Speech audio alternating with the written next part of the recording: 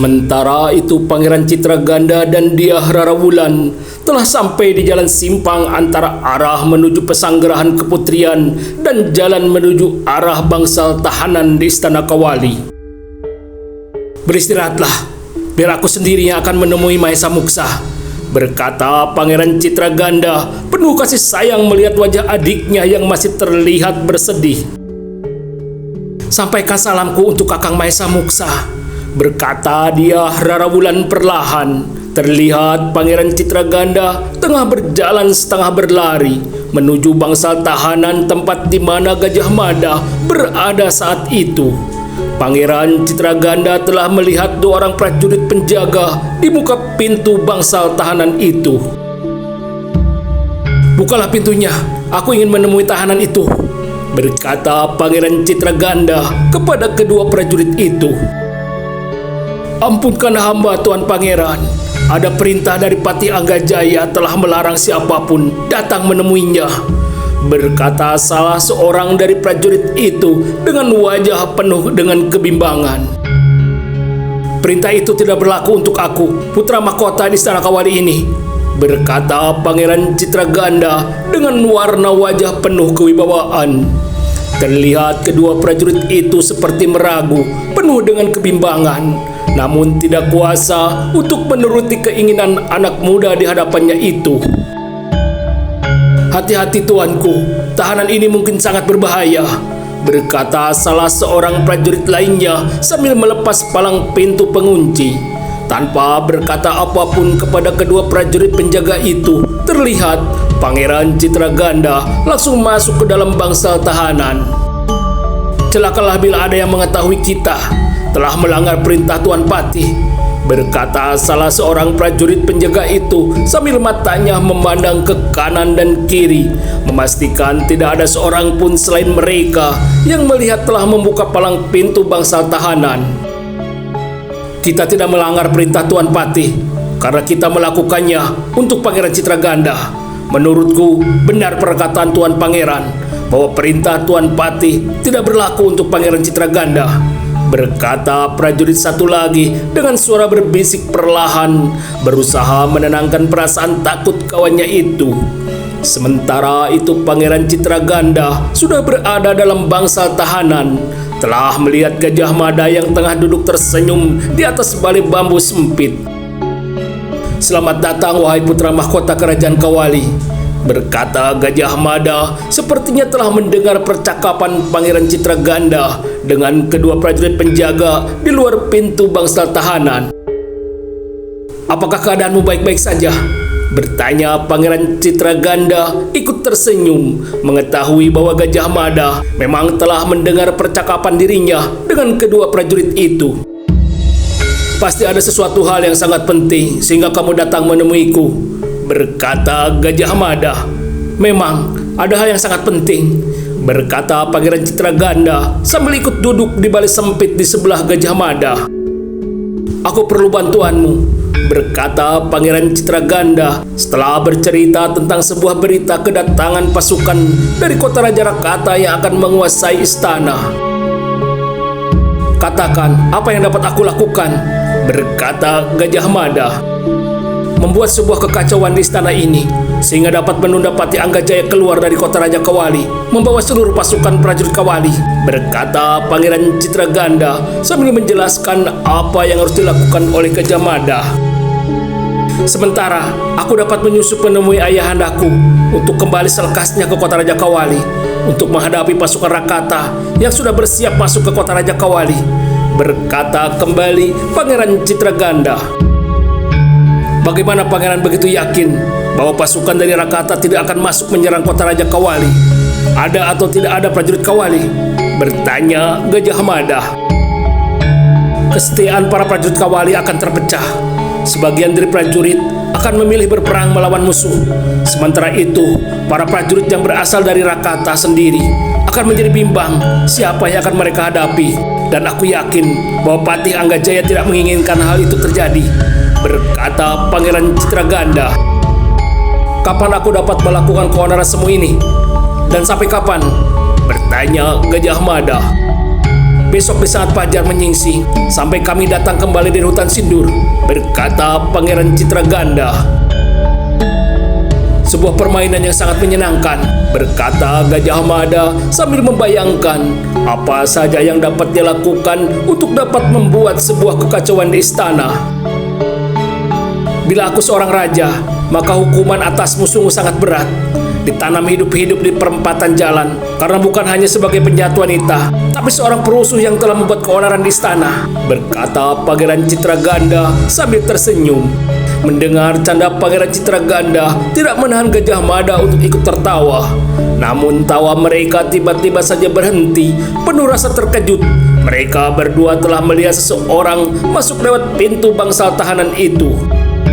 Aku akan menambah dosa Maesa Muksa, bukan hanya sebagai perusuh istana, tapi akan menjadi pemberontak yang akan menguasai istana ini, berkata orang itu dengan wajah penuh senyum.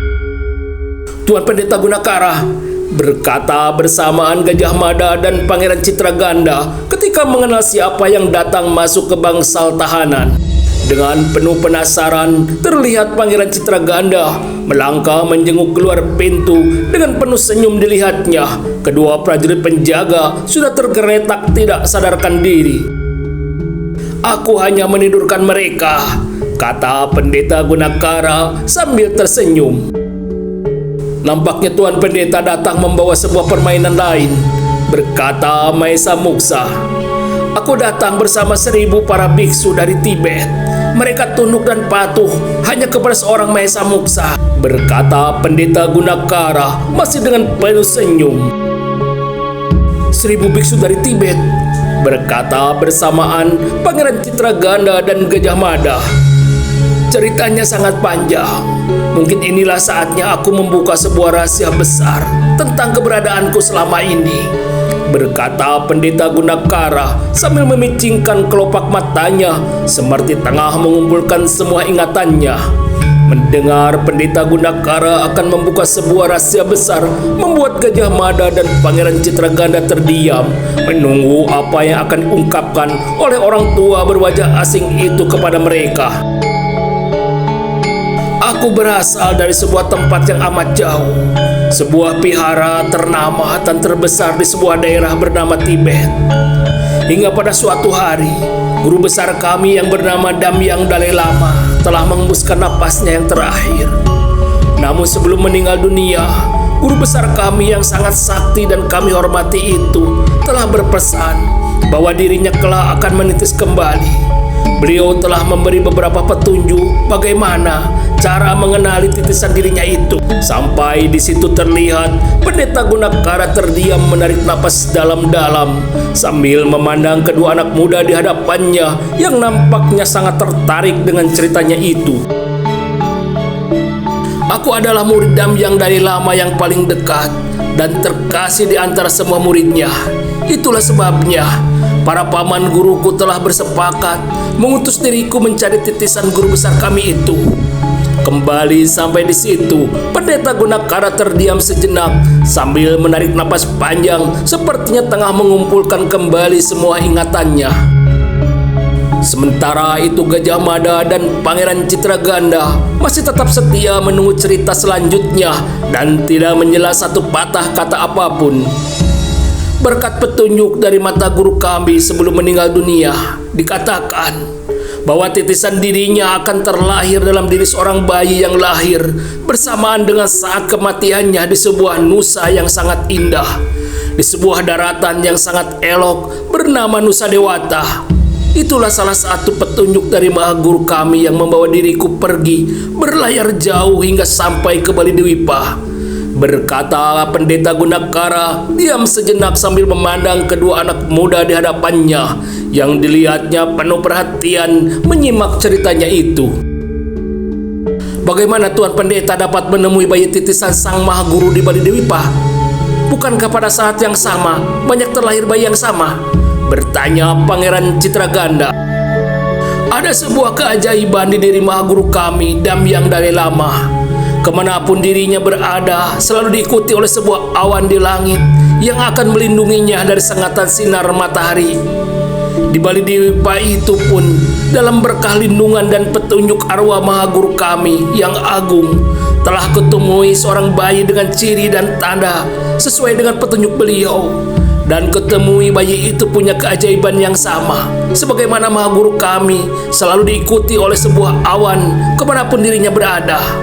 Awan itulah yang telah mengantar aku menemui bayi itu, berkata Pendeta Gunakara sambil tersenyum dan diam sejenak sambil memperhatikan kedua anak muda di hadapannya itu yang nampaknya ingin selkasnya mendengar akhir dan cerita pendeta tua itu. Aku berjalan bersama tuntunan arwah Maha Guru kami, dan aku selalu yakin bahwa telah menemui bayi titisan beliau meski seseorang telah berusaha menghapus salah satu tanda di tubuh bayi itu, berkata kembali Pendeta Gunakara.